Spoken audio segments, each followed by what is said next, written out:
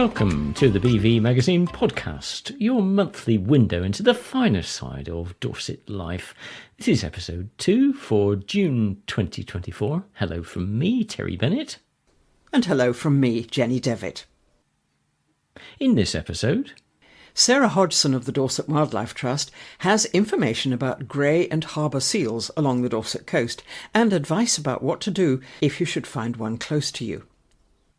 I chat to Marilyn McDonald, a septuagenarian who decided to undertake a wing walk to raise money for a local charity, but had some practical difficulties getting her dream off the ground.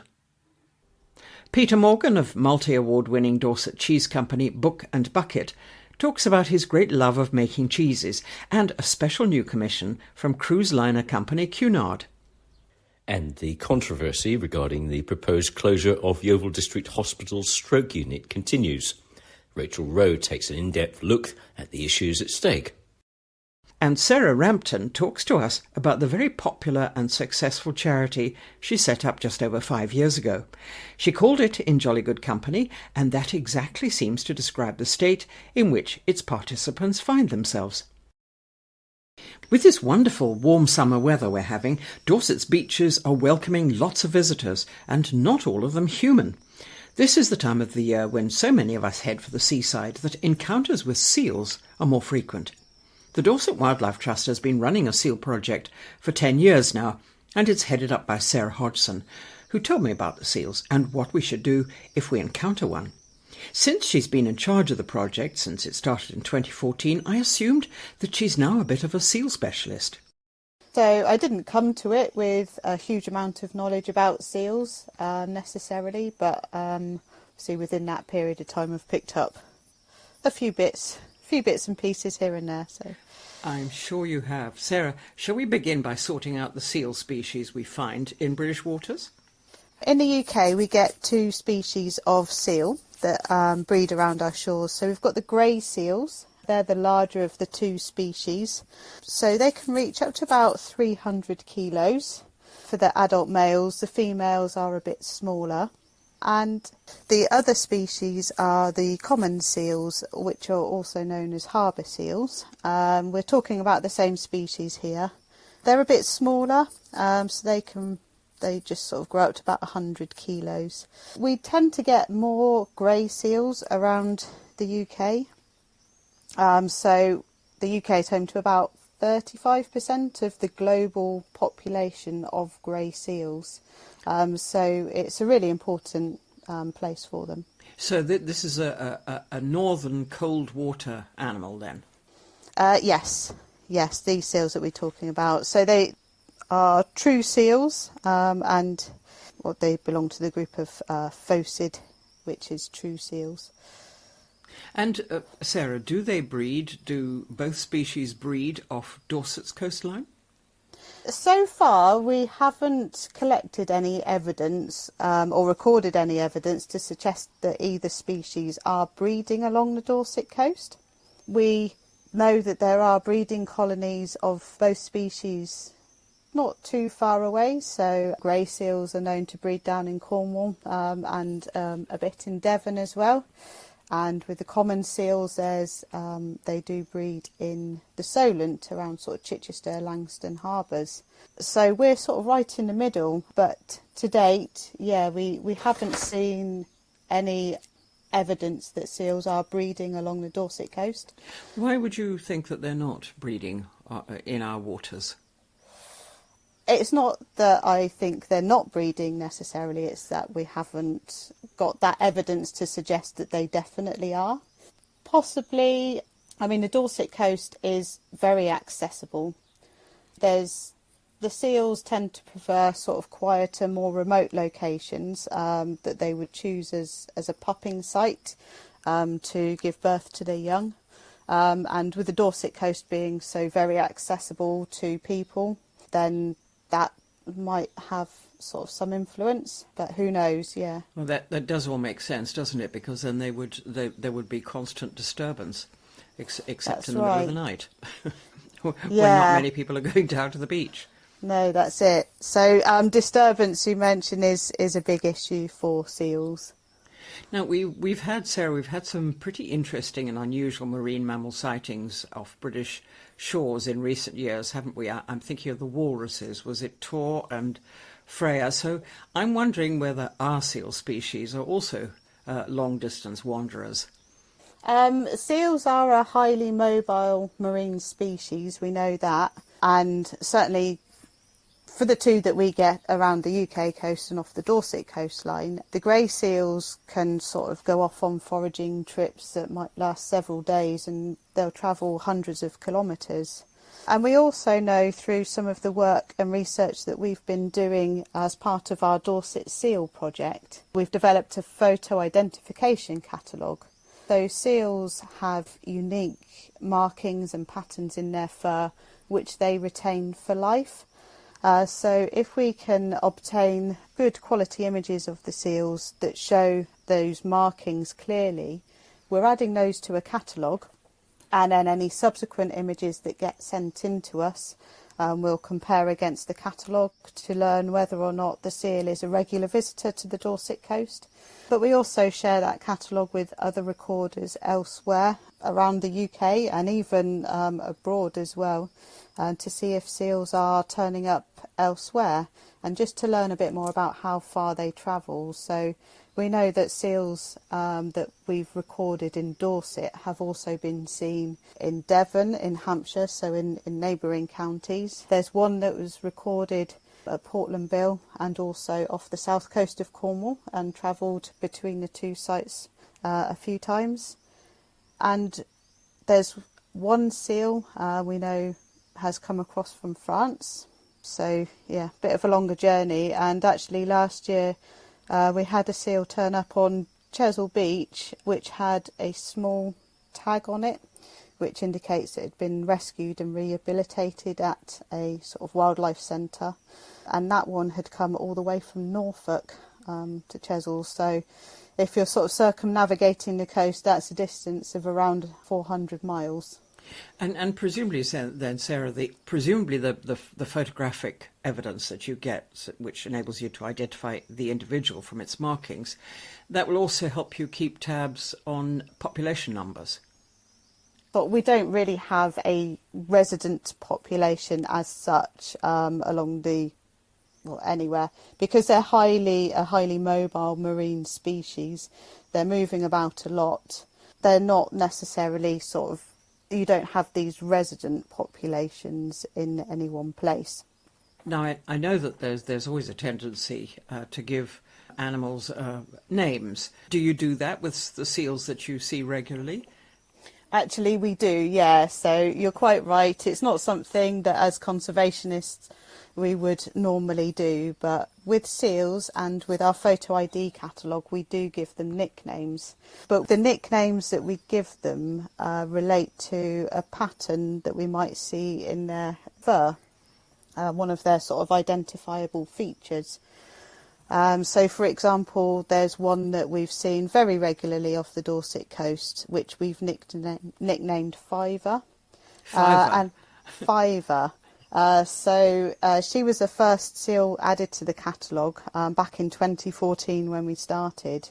And the pattern that I picked out in her fur is on her neck, and it looks like there's a pound sign almost in a darker colour with a 5 next to it. So it looks like it's got £5 on her neck, therefore Fiver.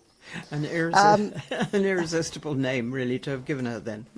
Yeah, and the reason that we give them names is because it actually helps us identify that seal a lot quicker. And if we're sharing a catalogue with other recorders elsewhere who are not familiar with the seals, they might be able to look at the name and pick out that marking to help match them up. So it is for a specific reason, not trying to anthropomorphise them. Which of course we do as a species have a tendency to do. Now, Sarah, if you happen to see, if you're down at the beach, if you see a seal close by, how should you behave? The most important thing is to keep your distance. So as I mentioned, seals are very vulnerable to disturbance, and that's when we get too close to them.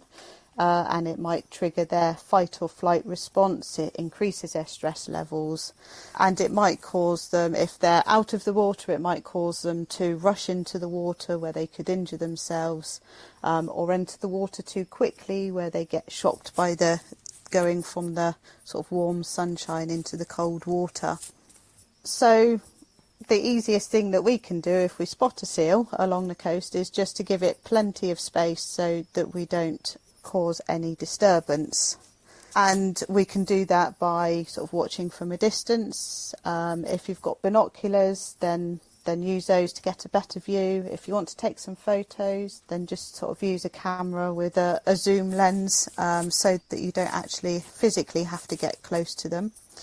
It's also a good idea just to sort of make sure that you stay well away from them and in a position where they can't see, hear or even smell you, so they can't detect that you're there. And if you happen to round a bluff and suddenly come across one, back away quickly? Just back away slowly. The other things that you can do as well is to make sure that you keep dogs on leads. And you shouldn't be close enough to do so anyway, but it's never a good idea to feed, and definitely not to touch any seals. Or for people that encounter them in the water, it is advisable to not seek out those encounters. Now, sometimes, particularly juvenile seals can be quite inquisitive. So they may investigate you if you're sort of in a kayak or something. We have had instances where seals do approach watercraft, but they're usually just checking you out. So just allow the seal to interact on their terms. If you have the opportunity, just very slowly sort of move away from the seal as well, so as not to encourage that behaviour. So always respect them and keep a distance and keep quiet and calm, I suppose. That's right. So at the end of the day, they are wild animals, and they're quite big wild animals as well. So we want to keep them that way. And if we encourage any kind of interaction with seals, then that can cause them to become habituated. So they get more used to being around humans, which ultimately can impact their life expectancy. And don't chuck food for them, I No, assume. no, absolutely not. They're quite capable of finding their own food, so we don't want them to sort of rely on humans as a source of, or sort of somewhere that they can get food from, because it could cause them to approach boats where they're at risk of sort of propeller strikes and things like that. And finally, Sarah, I know that sadly litter is a problem on our beaches, despite the heroic efforts of many people. What might present a particular danger to an animal like a seal? So as I mentioned, seals are very curious and inquisitive animals. So they might not just investigate watercraft, but they might investigate other objects in the water. And items such as fishing line, rope, any looped items, so even things like flying rings can be a particular problem for seals. So if they're investigating it, then they might accidentally become entangled in the line or the rope. And there have been quite a few instances, sadly, where seals have got their entire heads stuck through the middle of a flying ring. Now, usually this is younger seals we're talking about, so they've still got lots of growing to do. And sadly, if they've got these rings tightly around their necks, as they grow, these rings don't expand with them because they're hard. So it can cause quite nasty injuries or worse. So if people are sort of at the coast or at the beach, then we would encourage them to take all of their litter home, of course.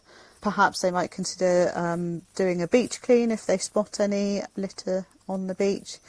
And we would always advise sort of using solid frisbees rather than these flying rings, particularly if you're playing with them at the beach, because they can accidentally end up in the water where it's difficult to retrieve them. Also, with the Dorset Seal Project, as well as the photo ID catalogue, we also are collecting details of seal sightings, just to build up a better picture of when and where seals are spotted along the Dorset coast. We can't be everywhere all at once, so if anybody does encounter a seal along the Dorset coast, we'd be really grateful if they could get in touch with Dorset Wildlife Trust to report their sighting. Now, if they go onto our website, which is dorsetwildlifetrust.org.uk, there is a seals page, and you can link from there to an online recording form, so you can let us know when and where you've seen the seal and add any photos if you manage to take them. Sarah Hodgson, who's the Centre Officer for the Dorset Wildlife Trust's Fine Foundation Wild Chesil Centre. Marilyn McDonald is a charming lady who, at the tender age of 75, decided that she'd like to do something to raise money for one of her favourite charities, the Countrymen. I went to visit her at her home to find out a little bit more. Marilyn, thank you very much for talking to us at the BV Magazine podcast. It's my pleasure, thank you.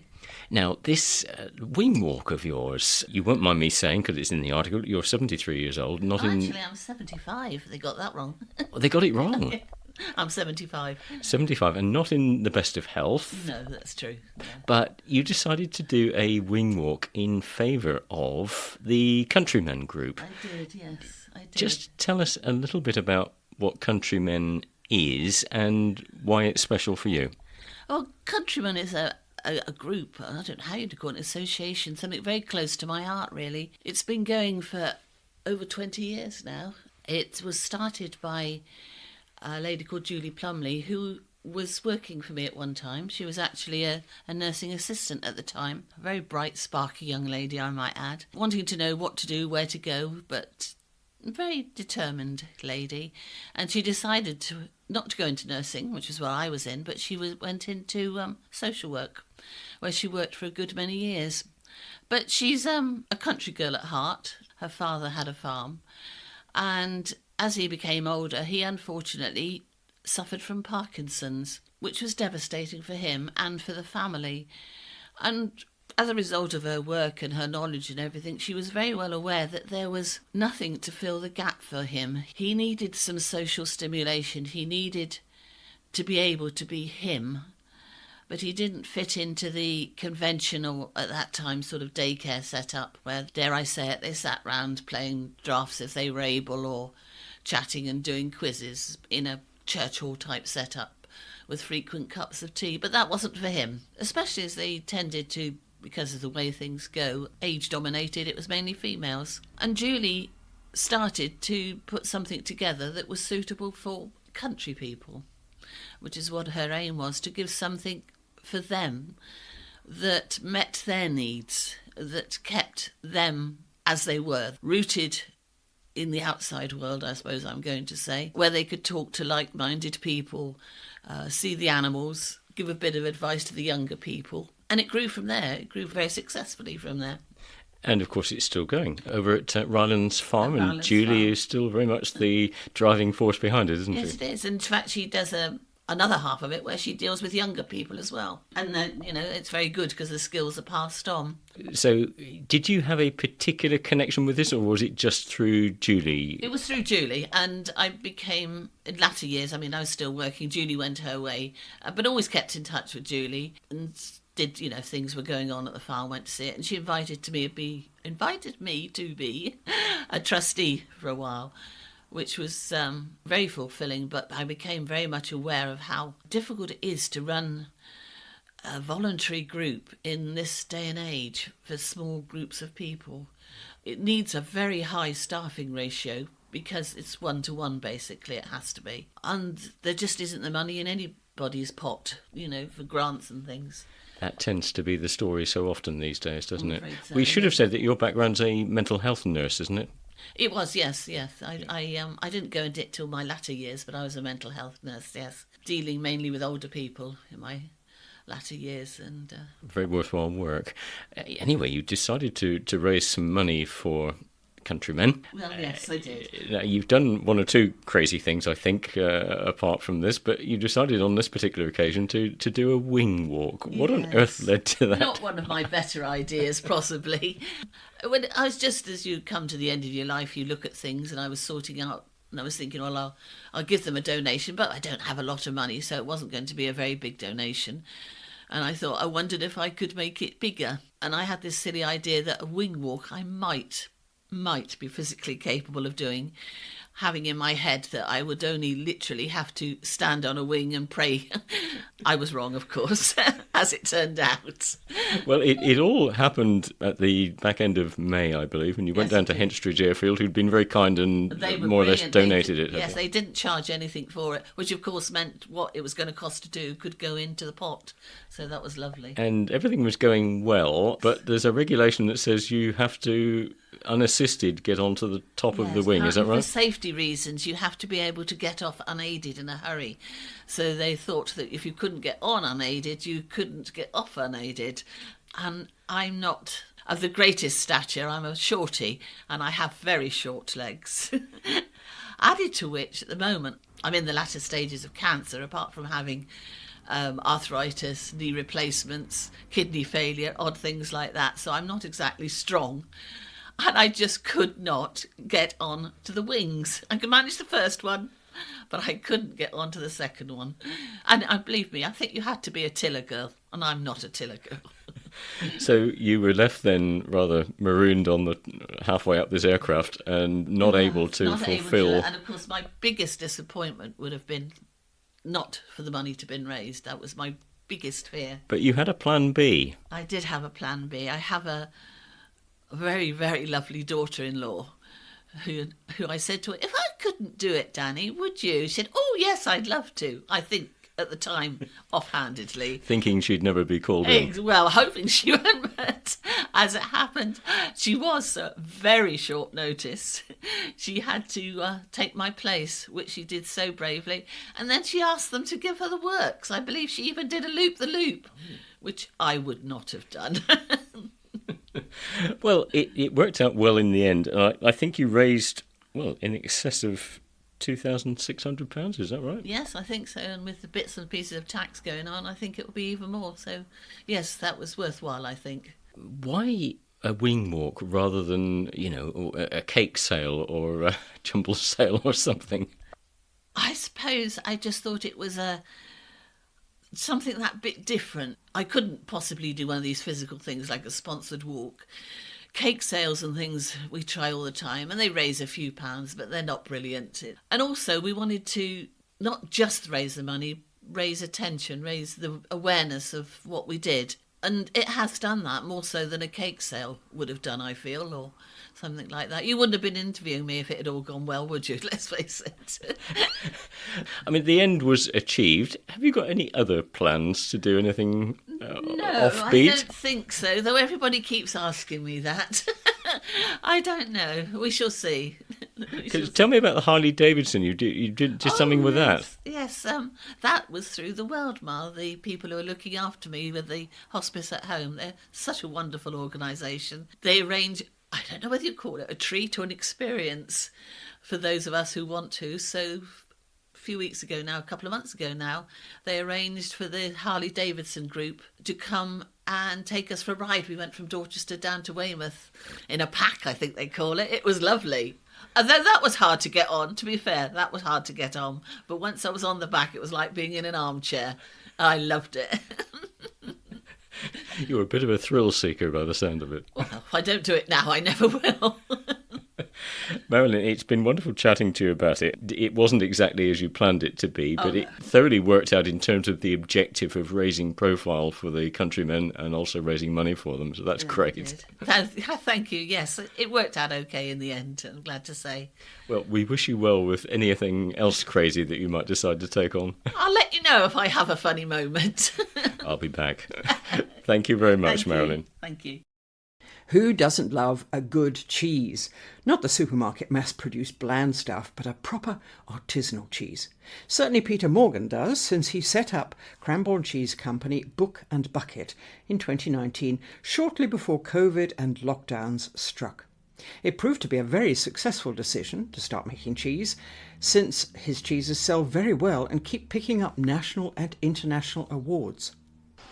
Yes, 2019... 14th of Feb we made our first cheese.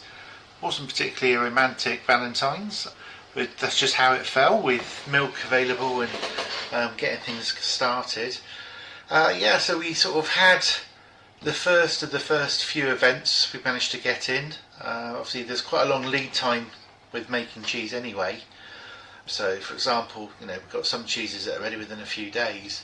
But when I first started, we were making a hard cheese, which obviously needed a minimum of 6 months to mature before we could even start. So, yeah, literally just as we were getting the shelves filled, COVID hit. So, yeah. Did you find yourself feeling very impatient that you had to wait 6 whole months for a hard cheese to mature? It was a difficult stage. I won't lie. It's one of those things that you spend an awful lot of money, especially as a new business. You're sort of very conscious of costs and stuff, but obviously you've got to try and put the cheese on the shelf to start it maturing. And that scary thing of not knowing whether it's even going to be something that's sellable at the end of it is quite a tricky balancing act as well. And did you find yourself going in on a daily basis and checking it? I was literally on site 24/7. We were still obviously working on certain areas of the building as well, getting them to where we needed to, and obviously introducing. Each room had different conditions, and it's quite difficult to maintain a cheese store at the right humidity and temperature when you haven't got much cheese in there. The cheese helps a big part of that. So of course when you've got empty rooms, it becomes quite a headache. So you need well stocked and well stacked shelves then, do you? Absolutely, yeah. So the key where we're at the stage we're getting to now is that we make to replace the cheese that we're selling. That's where we want to be at. Obviously after a busy Christmas, which is obviously always a mad period of time, you're always going to have a bit of catch up to do. So cheesemakers tend to be quite busy in January and February when people think we're quiet, because we're trying to replace everything and get it maturing, ready for the summer. So because your shelves are a bit like Mother Hubbard's cupboard, you mean? Absolutely, yeah. Come Christmas Eve, there's not a lot of cheese on the shelf. Now, Peter, why your name is most unusual for a book and bucket, which sounds more as if you ought to be a bookshop, but not at all. So, why did you come up with that name? So, when I first decided to start making cheese, I was actually working for a company making yoghurt, and we had excess milk. So I spoke to the guy called Ken McFarlane, who I was buying my cultures from for the yoghurt, and said, look, we've got this extra milk, I'm thinking of making cheese, how do I start? And he said, it's quite simple. He said, just read some books and the rest is bucket science. And I just sort of took that on board and went away, got some books, read, and they're very much like a recipe book. I read these books and then started making it. At the time was a small little bain-marie holding sort of 10 litres of milk, and from there we've obviously developed our own recipes, and we've now got our buckets are slightly bigger. They now hold 500 litres of milk, and we've got 3 of them. That's a bit different, isn't it? It is. Now, it was only 3 years ago that you launched Shakespeare, your Shakespeare cheese, so why did you pick a name like that for a cheese? So after we came up with the name of the Book and Bucket, which is where it all began, we wanted to have a story behind what we were doing, of everything we did. So because of the Book and Bucket, we thought, well, why not stick along that theme and let's go with authors. So that's what we've done. We've only varied from that once, and that was for a very good reason, and that was for Cranborne Blue. And because, of course, that's local for you then, isn't it, Cranborne? It is. And also, all the doors in the Cranborne estate are actually painted Cranborne Blue. And Lord Marquis of Salisbury, who also has Hatfield House up in London, all the houses there, he's had all the doors painted. They used to be green and they're now also Cranborne Blue. Well, I sincerely hope, Peter, that he regularly buys your cheese. He does, yes. We do see him when he's down in the area. Now, the milk that you use doesn't travel very far, does it? It's very local. It is, yep. So we're buying milk as close as we can get it. So at the moment, we pick up a majority from Sturminster Marshall. We're also getting some from Holt, which is just this side of Wimborne to us. So yeah, so the key for us is the milk's as fresh as we can get it, So we normally pick up in an afternoon after the second milking. We bring the milk back, so it's on site. So then first thing in the morning, we then put it into the vats, and by about lunchtime it will be in cheese. It will be cheese. Gosh, that's quick, isn't it? But why is the evening milking better for you? Is it because it's a bit cooler at that time of day?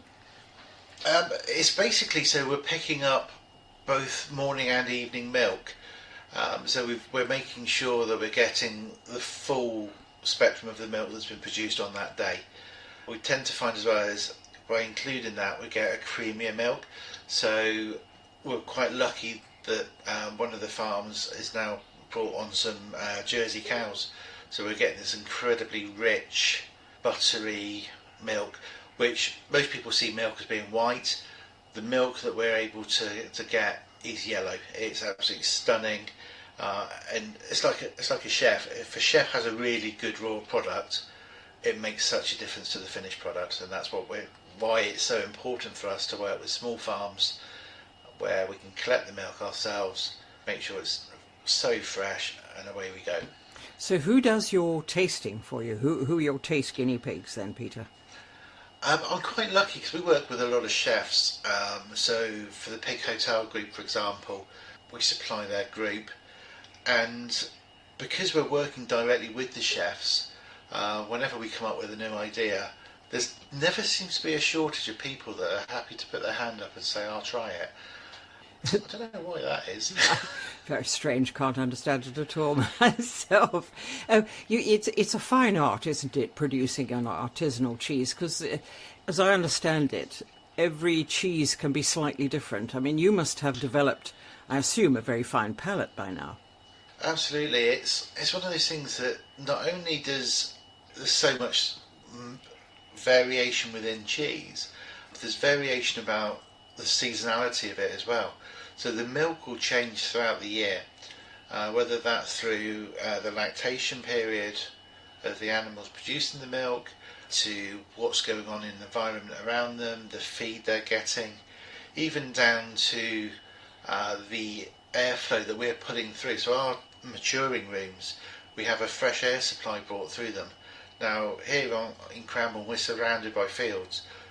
What happens in those fields throughout the seasons will have an effect to the colour and the development of the rinds on our mature cheeses.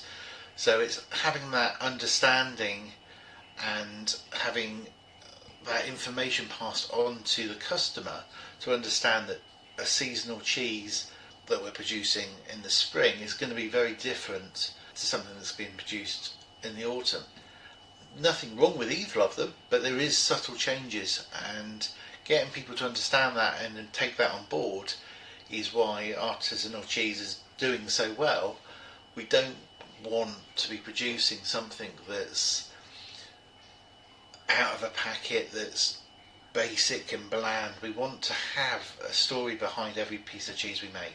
Something with character. Now, your newest cheeses, you've been developing those in conjunction with the cruise liner company Cunard. So that sounds like some pretty big orders you're going to have to fulfil there. It's been a challenge, yeah. I've got to be honest though, Cunard have been fantastic. They approached us after they saw a picture on Instagram and said, look, we would love to try some of your cheeses. And so I sent them some samples, and a couple of days later one of the development chefs got in touch and asked if he could pop in. He came over and we sat down with them. They tried through the range of cheeses we had available, of which they've now take 2 of them on the ship, and then said, look, we're launching the Queen Anne in April. Is there any chance we could look at potentially having a cheese made for us? So we sat down, they gave me their sort of flavour profiles they were looking for, and then we then went away and developed a couple of different cheeses for them, and they came back, and it was actually 14th of December, middle of crazy season for us. Tried the 2 cheeses and went, actually we can't decide which one we want, can we take both? So one was launched with them in April, and the next one gets launched with them in November. Perfect. Well, I do hope that you're going to get an invitation to come along as their on one of their cruises as their resident cheese expert. Strange you should say that, yeah. So it's looking like possibly early next year I'm going to be going on there for a week or so, doing talks and obviously taking in the sights as well. And escaping the great British winter. Absolutely. Now, you know, someone said to me not long ago that artisanal cheesemakers in this country are having a bit of an increasingly tough time of it with the rising cost of living, but mostly the significant increases in energy costs. Are you weathering those particular storms? It's hit us hard, and it's hit the industry hard. It's quite sad when we go to some of the food festivals now, and there's a lot of people who we used to see and chat. All cheesemakers get on. We're very much, my cheeses could be made almost identical to someone else, but it will be tasting totally different.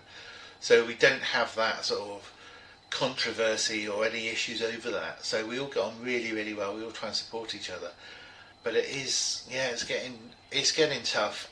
The cost of milk went up, which had a knock-on effect, and I totally agree that farmers should be given and paid a good price for their milk.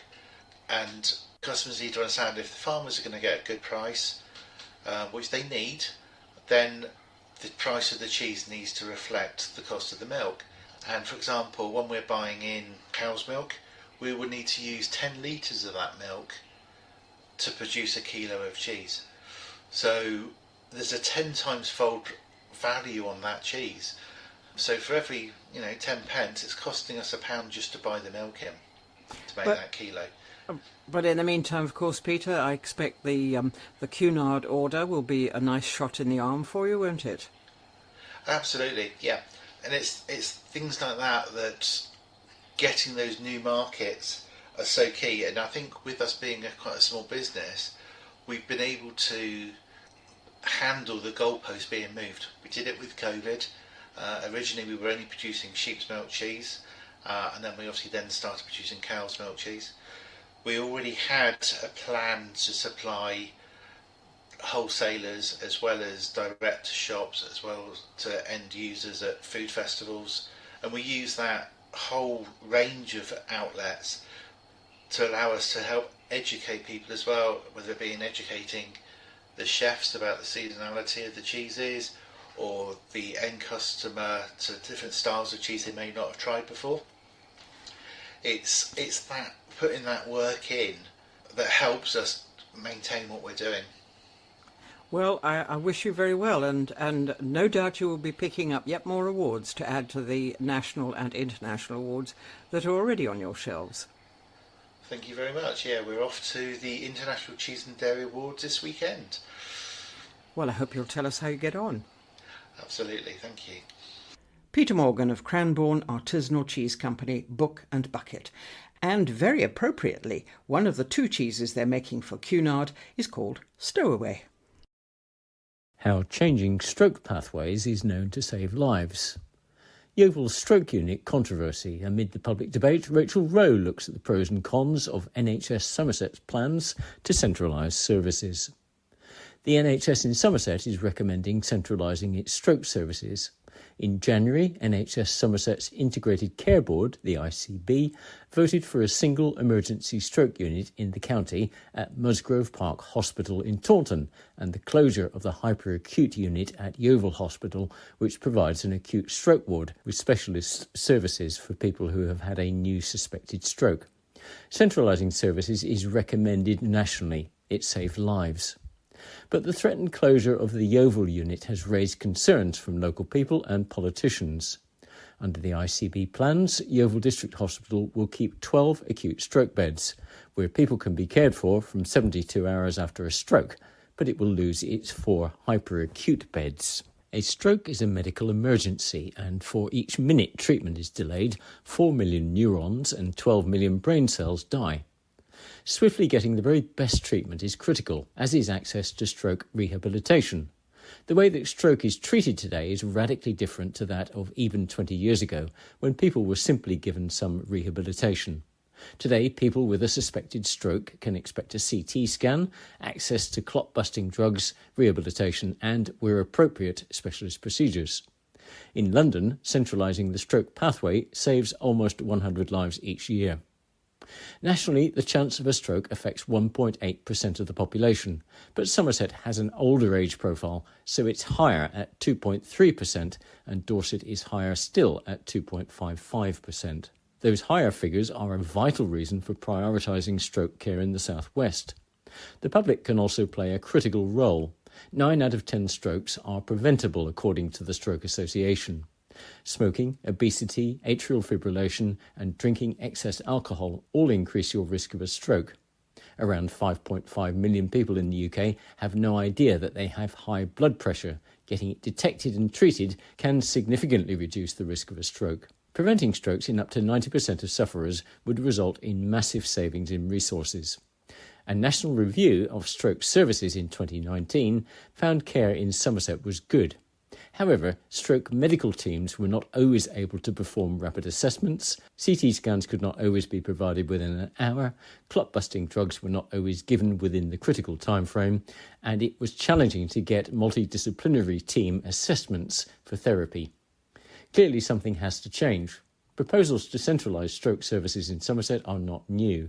Since 2013, there's been at least 3 commissioned reports by health organisations, visits by experts and recommendations to centralise the hyperacute stroke services so that stroke patients will go to Taunton or Dorchester. Locals know that the stroke unit at Yeovil Hospital is not solely for people of South Somerset. A quarter of users come from North Dorset. If it is safe to close as claimed, why has it taken so long?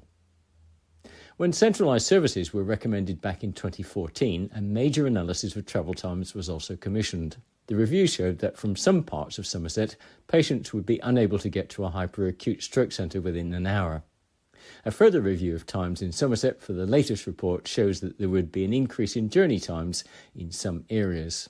Is it better to travel for slightly longer to get the best and most appropriate treatment, given that all the research supports centralised services?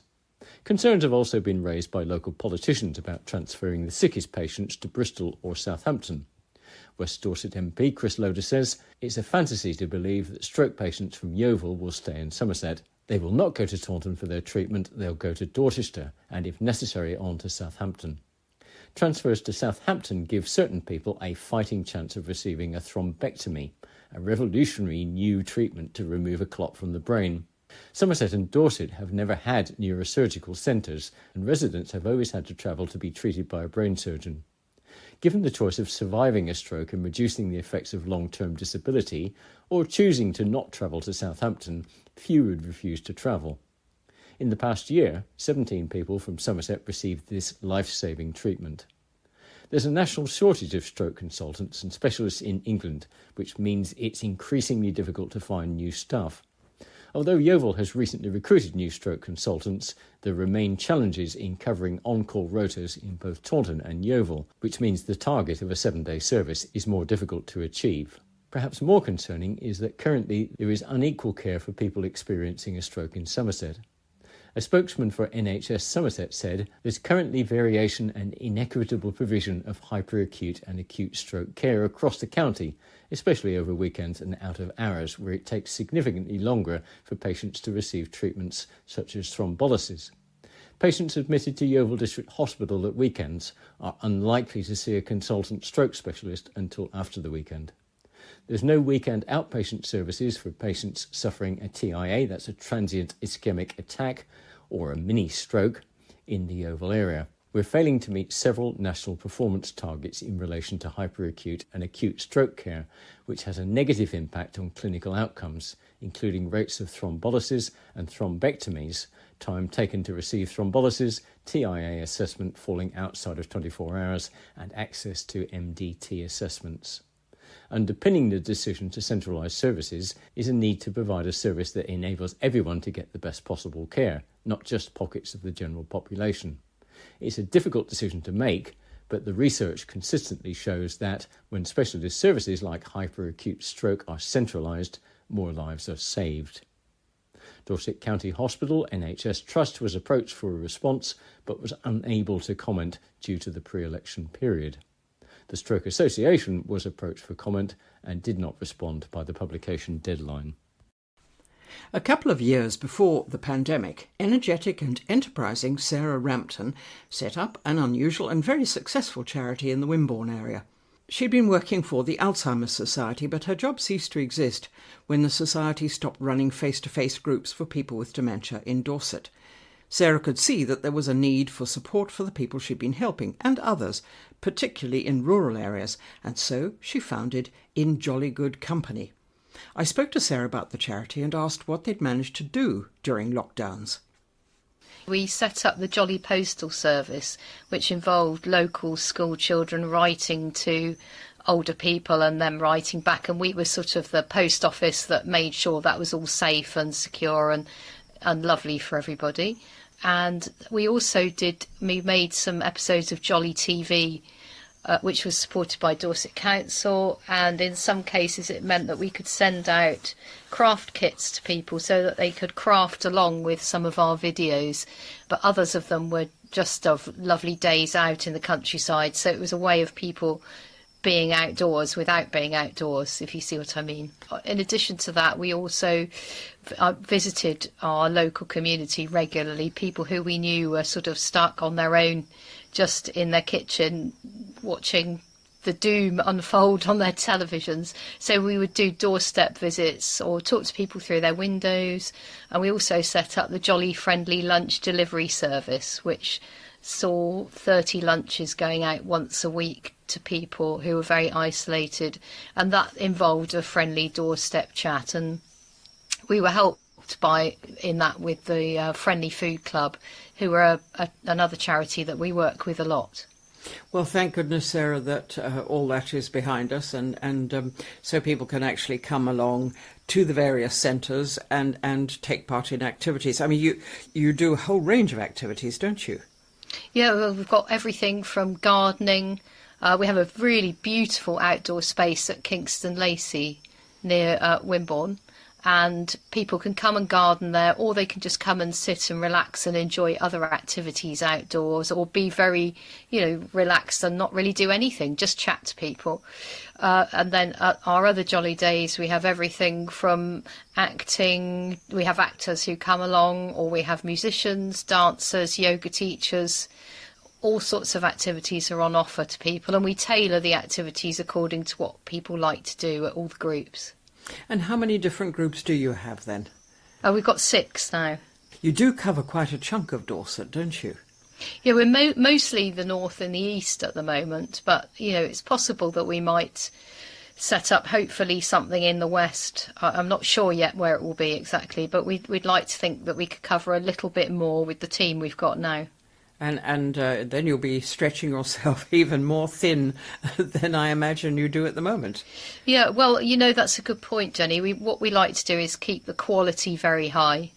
So we have to be careful not to stretch ourselves too thinly. But we do have a very dynamic team. There's myself and Annie and Max and Kate. And between us, we can cover quite a bit. They're very experienced people now, and they're very, very good at their work. And do they have similar backgrounds to yourself? No, not really. We're all from quite diverse backgrounds, I would say. Kate's got more of a business management and accounting background, but she also plays the piano and sings. Max is an ex-teacher who's just been working in Switzerland for a year with people with dementia.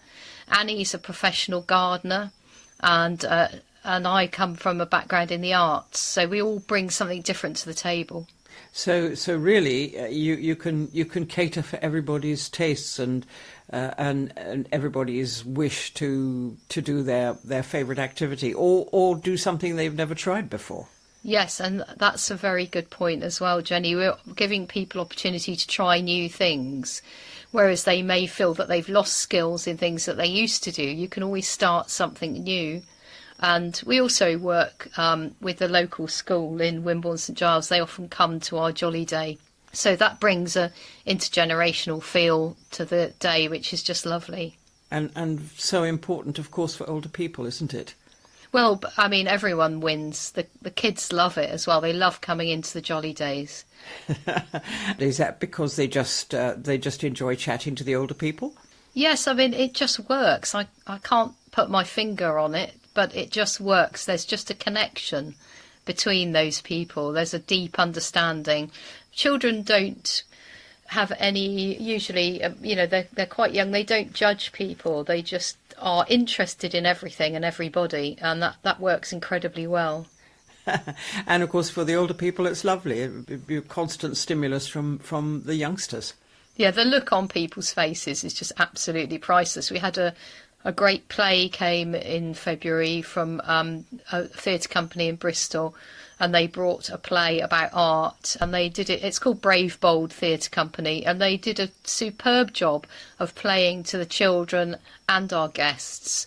And it was so engaging. We had such a good day. It was absolutely brilliant. Now, so Sarah, what would happen on you call your days jolly days? What would happen on an average day then? Well, unfortunately, there is no average day. Each day is a bit like its own special party, or as one guest described it, as a playgroup for adults.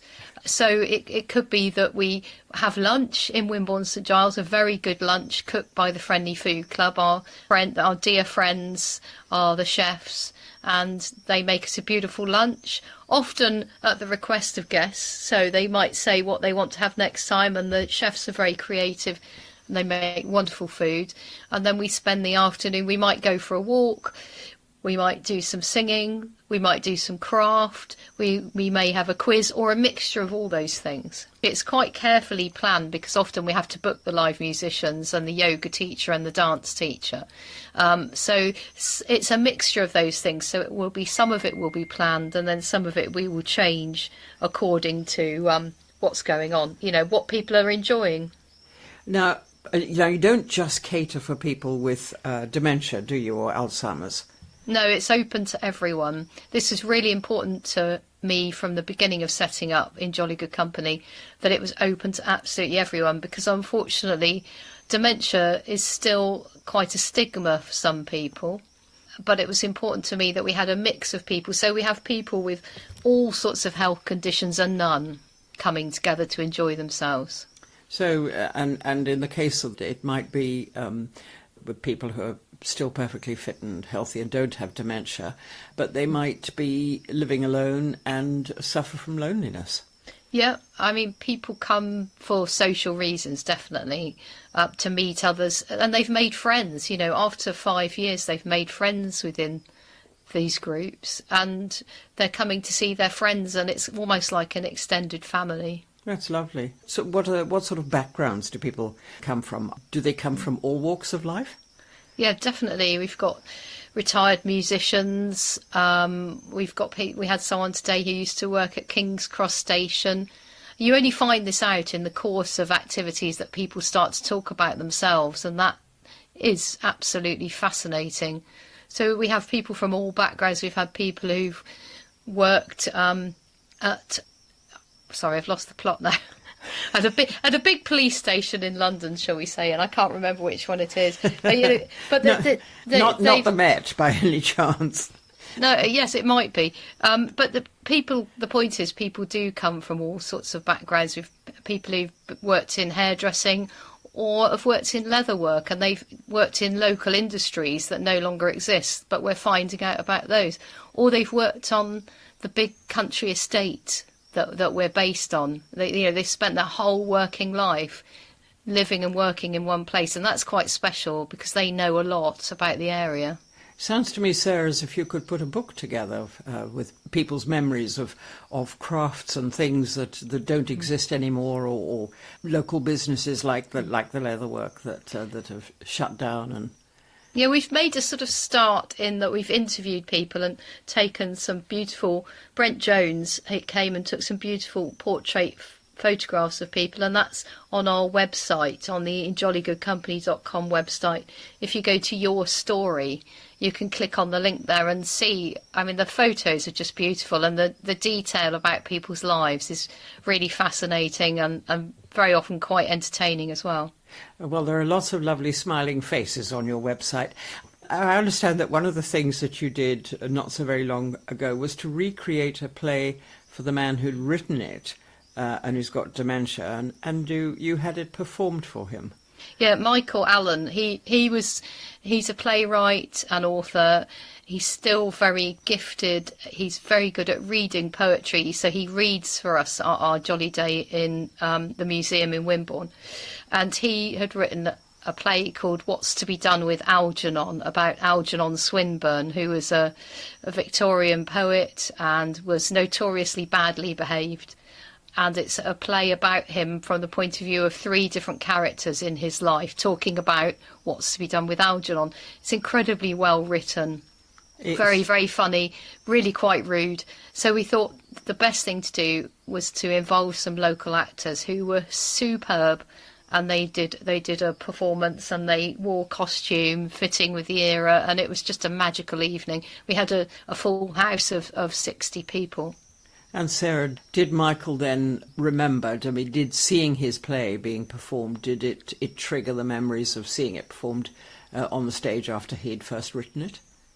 Yeah, I'm not sure, because it was performed back in the 1990s, so I don't know if it brought back those memories, but he was certainly extremely proud of what he'd done, and he looked a little bit bemused. It was quite overwhelming because his friends and family were there. And it was quite a big evening, but I talked to him a lot about it afterwards, and I think he was very, very pleased. How lovely. Now, you've in Jolly Good Company has been recognised by the NHS for the well-being benefit of what you're doing. Yes, so we've just had some money from the Health and Wellbeing Fund this year and next year, which is, will be part of our running costs to help us keep going. But it's great to have that recognition, because basically we're helping people stay well for longer, with the exercises that we do, with the good food that we provide, and the social engagement and getting involved in activities makes a huge difference to people. I've even had people who were in hospital saying, I'm going to be better because I need to be back for the next Jolly Day. And so rewarding for you, Sarah. Yeah, absolutely. I mean, I love what I'm doing. It's like a dream come true, really. I can't quite believe it. But we've got such an amazing team around us, and people really willing to help. We've just had Julie, who's a very dear friend of mine, do the 3 Peaks Challenge with her family. And she did it on behalf of the Jollies, and she raised £500, which is amazing. I mean, it's such an achievement. Julie is an incredible woman. Yes, very determined. Just like you. Finally, Sarah, I imagine that you don't find it hard to recruit volunteers. Actually, that's a really interesting question. We don't, and many organisations do. We try to treat our volunteers as best we can because they're so valuable. We reach probably at least 200 people a month now, and there's no way we could do that as a small team of 3 or 4 of us. So, for example, today we've got a very skilled volunteer in Shaftesbury. Well, they're all very skilled, called Bill, and he sat with somebody who was really struggling during the session today, and they went off to a quieter space with her carer and they sang songs together for ages, which kept her engaged and able to stay at the group.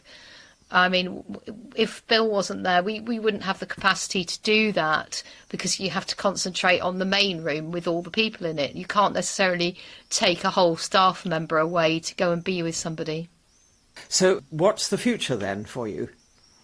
Well, what is the future? I mean, I would like to open at least another group and just keep going. I mean, I don't want to expand so that it's massive, because we talked about this before. It's keeping the quality, and that's what's really important.